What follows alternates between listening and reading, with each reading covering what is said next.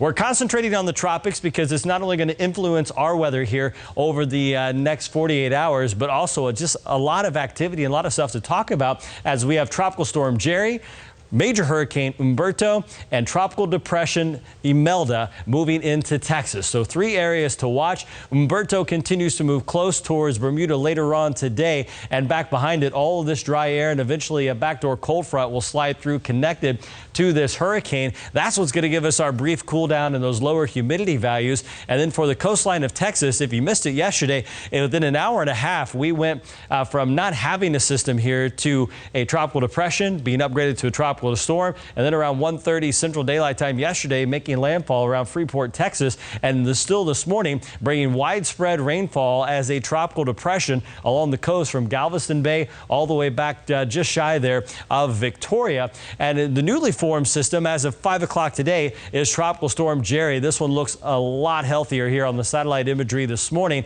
and as it continues to move closer to the Windward Islands in the next couple of days, it is forecast to become a hurricane and then start to curve off to the north. If Jerry cooperates, and based on the long-term models, if everything stays the way it is, this one does not appear to be a threat for the U.S. We will watch it here for the islands and also the Turks and Caicos, the southeastern Bahamas in the days ahead.